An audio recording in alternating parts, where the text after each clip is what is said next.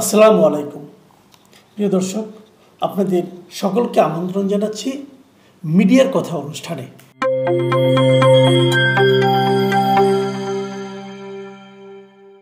মিডিয়ার একটা খবর গত কদিন ধরে বেশ মানুষের মুখে মুখে ঘুরছে।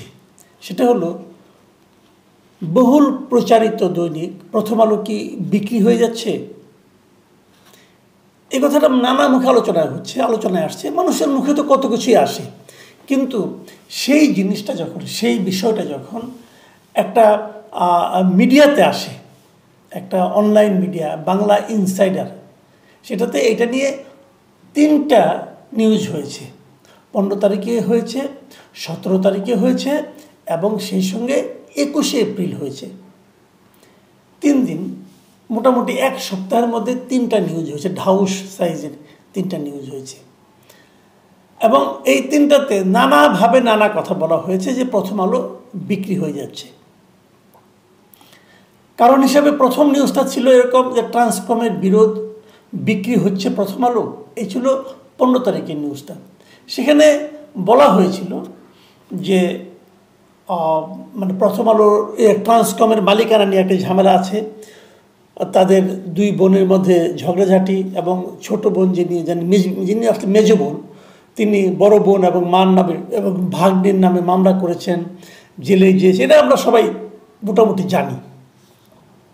তো সেই বিরোধটা ঠেকাতে তারা প্রথম আলো বিক্রি করে দিচ্ছে। এই হলো মোটামুটি একটা প্রথম নিউজটার বিষয়বস্তু। দ্বিতীয় নিউজটাতে শিরোনাম করা হয়েছে প্রথম আলো বিক্রি, কর্ণফুলী গ্রুপের সাথে আলোচনা শুরু। এটাও প্রশ্নবোধক চিহ্ন, কিন্তু তারা সব প্রশ্নের মধ্যে আছেন। এবং তৃতীয় নিউজটা হলো যে প্রথম আলো বিক্রি, দর কষাকষিতে 4টি শিল্প গ্রুপ। এই হলো মোটামুটি প্রথম আলো নিয়ে তাদের নিউজ। এবং আমি 3টা নিউজই মোটামুটি মন দিয়ে পড়েছি। পড়ার পর আমার একটা জিনিস ধারণা হলো, এই বাংলা ইনসাইডার আসলে কি বলতে চায়। প্রথম আলো বিক্রির ব্যাপারটা নিয়ে প্রথম আলো ট্রান্সকম গ্রুপ নাও রাখতে পারে, এরকম একটা বিষয় কিন্তু মানুষের মধ্যে আছে। এই কারণে যেটা প্রচলিত যেটা আলোচনা, সেটা আমি আপনাদের সঙ্গে শেয়ার করি। মানুষের মধ্যে একটা আলোচনা আছে, এই যে ট্রান্সকম গ্রুপের মালিকানা নিয়ে বনে বনে যে, অথবা পরিবারের মধ্যে যে মামলা মোকদ্দমা, এটা কেন? ছোট বোন তো এতদিন ঠান্ডায় ছিলেন, হঠাৎ করে উনি অধিকার হারিয়েছেন, তাকে বঞ্চিত করা হয়েছে, এই মর্মে মামলা করতে গেলেন কেন? এবং মামলা যখন করতে গেলেন তখনই সঙ্গে সঙ্গে কয়েকজনকে অ্যারেস্ট করা হলো কেন? এই যে বিষয়গুলো, এই আলোচনাগুলো কিন্তু এসেছে। এবং একটা ধারণা অনেকের মধ্যে আছে যে ছোট বোনের এই মামলা করার ক্ষেত্রে হয়তো উনি অথবা ওনারা সরকারের কাছ থেকে এক ধরনের প্রশ্রয় পাচ্ছে, এবং এ কারণে বড় বোন এবং মা ওনারা হয়তো মনে করছেন যে প্রথম আলো এবং তাদের মালিকানাধীন প্রথম আলো এবং ডেইলি স্টারের কারণে হয়তো সরকার তাদেরকে পছন্দ করেন না, কাজেই তাদের উপর বিভিন্ন প্রক্রিয়ায় এই মামলা মোকদ্দমাগুলো হওয়াচ্ছেন। এটা অনেকের ধারণা থাকতে পারে। এই সমস্ত কারণে তারা হয়তো চাইবেন যে আমাদের তো অনেক ব্যবসা প্রতিষ্ঠান আছে, প্রথম আলো ডেইলি স্টার না থাকলে কি হয়, আমরা বরং এটা বিক্রি করে দিই। এই ধরনের একটা আলোচনা কিন্তু মানুষের মধ্যে আছে, হতে পারে। কিন্তু মানুষের মধ্যে আলোচনা থাকা এক কথা, আর সেটাকে মিডিয়ায় উঠিয়ে আনা, রিপোর্ট আকারে দেখানোর চেষ্টা করা, সেটা কিন্তু সম্পূর্ণ ডিফারেন্ট। আপনি যখন মিডিয়ায় কিছু একটা বলতে যাবেন, প্রিন্ট মিডিয়া অথবা ভিজুয়াল মিডিয়া যখন বলতে যাবেন, আপনি কিন্তু সম্পূর্ণ স্পেকুলেশনের উপর ডিপেন্ড করে এবং কোনো একজন ব্যক্তিকে দায় চাপিয়ে দিয়ে আপনি কিন্তু বলতে পারবেন না আপনার হাতে পর্যাপ্ত তথ্য প্রমাণ না থাকলে। তো বাংলা ইনসাইডার কি করেছে? বাংলা ইনসাইডারের 3টা রিপোর্ট পড়ে আমাকে যেটা মনে হয়েছে, ওনাদের মূল ক্ষোভটা সম্ভবত প্রথম আলোর সম্পাদক মতিউর রহমানের বিরুদ্ধে। যেমন দ্বিতীয় যে পর্বটা, এটা তো পুরোটাই মতিউর রহমানকে নিয়ে, যে মতিউর রহমান একসময় একতার সম্পাদক ছিলেন, কমিউনিস্ট পার্টি করতেন, গ্লাসনোস্ট পেরেস্ট্রয়কার পর উনি কমিউনিস্ট পার্টি ছেড়ে দিয়েছেন, অমুক করেছেন তমুক করেছেন। তারপর উনি কীভাবে আজকের কাগজে গেলেন, আজকের কাগজে চাকরি করতেন, করে ওখান থেকে কীভাবে আজকের কাগজকে ভেঙে নিয়ে এসে ভোরের কাগজ করলেন, এবং ভোরের কাগজ করে আজকের কাগজের সম্পাদককে ভোরের কাগজের সম্পাদক বানাইলেন নাইমুল ইসলাম খানকে। তারপরে আবার ষড়যন্ত্র করে নাইমুল ইসলাম খানকে এখান থেকে বিতরণ করলেন, করে উনি সম্পাদক হলেন। এই ডিটেল জ্ঞান, এবং তারপরে একসময় ভোরের কাগজ উনি ত্যাগ করে এখানকে পুরো গ্রুপটাকে সঙ্গে নিয়ে উনি যে প্রথম আলো করলেন, এই সমস্ত ডিটেল কাহিনী উনি দ্বিতীয় পর্বে লিখেছেন, মানে উনি বাংলা ইনসাইডার। এবং এই সমস্ত লেখার মাধ্যমে উনি প্রমাণ করার চেষ্টা করেছেন যে মতিউর রহমান সাহেব একজন ঘিরঙ্গি টাইপের লোক, এবং এখনও উনি চেষ্টা করছেন আরও কোনো ভালো একটা গ্রুপকে ধরে এই পত্রিকাটা প্রথম আলোকে বিক্রি করার জন্য। মতিউর রহমানের সঙ্গে সৈয়দ বুরহান কবির হলেন গিয়া বাংলা ইনসাইডের প্রধান সম্পাদক।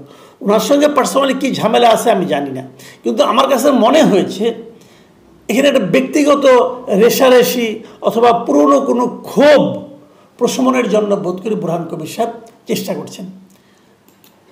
তবে আমি যেটা বললাম, মানুষের মধ্যে কিন্তু এক ধরনের জিনিস মানে ভাবনা চিন্তার মধ্যে কিন্তু আছে যে প্রথম এখন এই রিপোর্টটা নিয়ে আমি একটু কথা বলি। যে রিপোর্টগুলো বাংলা ইনসাইডারে পরপর 3 দিন প্রচারিত হয়েছে, সেগুলো নিয়ে আমি আমার মাথার মধ্যে কিছু মানে একজন মিডিয়া সামান্য নগণ্য একজন কর্মী হিসাবে আমার মধ্যে কিছু প্রশ্ন উঠেছে।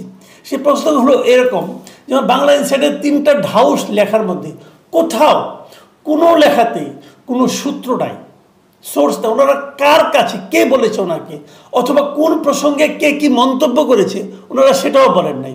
সবগুলি ইনফরমেশন তারা এখানে সন্নিবেশিত করেছেন, এবং সূত্র হিসেবে কী বলেছেন, সূত্র বলেছে, নির্ভরযোগ্য সূত্র বলেছে, সংশ্লিষ্ট সূত্র বলেছে, বিভিন্ন সূত্র বলেছে, একাধিক সূত্র জানিয়েছে, এই ধরনের সব আজকে বায়বীয় সব সোর্স থেকে ওনারা উল্লেখ করেছেন।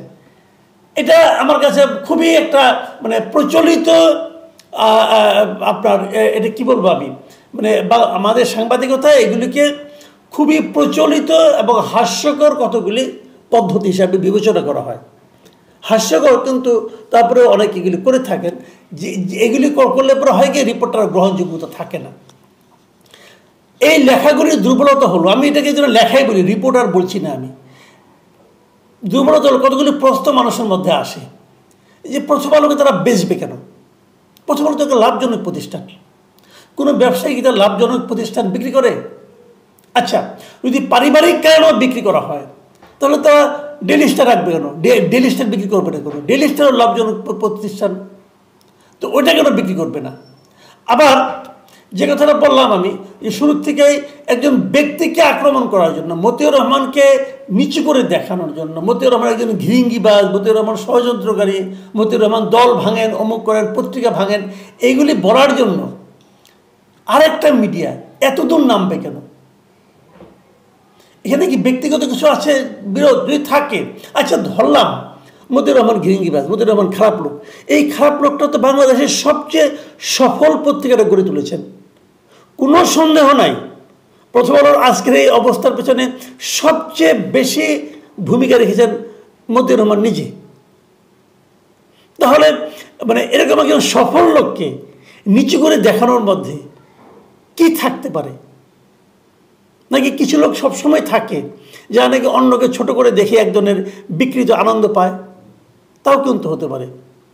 আপনি প্রথম আলো পছন্দ করেন আর না করেন, প্রথম আলো যে একটা গুরুত্বপূর্ণ পত্রিকা বাংলাদেশের, এটা আপনি অস্বীকার করতে পারবেন না।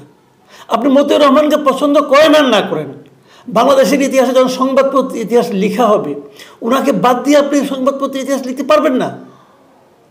এবং ওনাকে আমি মনে করি সবচেয়ে সফলতম সম্পাদক বাংলাদেশের। তাহলে সেটাকে আপনি ছোট করে দেখে আপনি কি পেতে চান?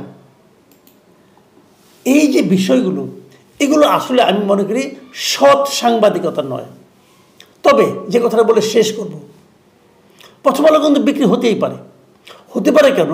এটাতে কোনো সন্দেহ নেই, সবাই জানে এই সরকারের জন্য সবচেয়ে বিব্রতকর দুটো পত্রিকা হলো প্রথম আলো এবং ডেইলি স্টার। কোনো সরকার যখন কর্তৃত্ববাদী হয়ে ওঠে, তারা কোনো ধরনের সমালোচনা সহ্য করতে চায় না, এবং সে ধরনের সমালোচনা তাদের প্রায় মুখোমুখি হতে হয় এই দুটো পত্রিকার কাছ থেকে। আমি ভারতে একটা উদাহরণ দিই। ভারতের এরকম একটা খুব গুরুত্বপূর্ণ মিডিয়া ছিল, ইলেকট্রনিক মিডিয়া, এগুলো এনডিটিভি। এই এনডিটিভিকে সবসময় বলা হতো একটা সৎ সাংবাদিকতার তারা প্রতিনিধিত্ব করছে, এবং সরকার যথেষ্ট বিব্রত ছিল যে এনডিটিভির বিভিন্ন প্রোগ্রামের জন্য। বিশেষ করে ওখানে একজন সাংবাদিক ছিলেন রাভিশ কুমার, ওনার একটা আপনার প্রাইম টাইম নামে একটা নিউজ ছিল, অনুষ্ঠান ছিল, রাত 9টায় হতো। এই সমস্ত কারণ সরকার বিব্রত ছিল। সেই এনডিটিভি কিন্তু ইন এ ফাইন মর্নিং দেখা গেল ওটা কিন্তু গৌতম আদানি কিনে নিয়েছেন, রাফিজ কুমার ওখান থেকে চাকরি তাকে ছাড়তে হয়েছে। তো এরকম কিন্তু সরকার করায় নিজের অনুগত লোকজনকে দিয়ে একটা পত্রিকা একটা মিডিয়া কিনে নেন তাদের কথা বলার জন্য। এখন এনডিটিভি খুব বেশি একটা লোকজন দেখে বলে আমার মনে হয় না। তো এরকম কোনো প্রক্রিয়া যদি থাকতেও পারে, আমি এটা অস্বীকার করি না, আমি এটা অসম্ভব মনে করি না, কিন্তু তার মানে এই নয় যে মানে পত্রিকার সম্পাদককে নিচু করে দেখাতে হবে। আর সে ধরনের নিউজ করতে গেলে একটু খাটাখাট্টি করেন। আমি বুরহান কবিরকে অনুরোধ করবো, একটু খাটাখাট্টি করেন ভাই, ঘরে বসে নিউজ দেখার। আপনি অনেক মেধাবী সাংবাদিক, কোনো সন্দেহ নাই, আপনার সম্পর্কে আমি জানি অনেকদিন আগে থেকে। আপনি আমাদেরই কন্টেম্পোরারি এবং অনেক মেধাবী, আপনার মেধা নিয়ে আমার কোনো সন্দেহ নাই, কিন্তু একটু খাটাখাটনিও মাঝে মাঝে করতে হয়। সেই কাজটা এই রিপোর্টগুলোতে নাই। কাজে বাংলা ইনসাইডারের এই রিপোর্ট আমাকে আসলে হতাশ করেছে। তারপরেও প্রথম আলো নিয়ে আমাদের আগ্রহ থাকবে। আগামী দিনগুলোতে প্রথম আলো ডেইলি স্টারের কী ভবিষ্যৎ দাঁড়ায় সেটা দেখার জন্য আমরা অপেক্ষাই করব। প্রিয় দর্শক, এখন এ পর্যন্তই। আল্লাহ হাফেজ।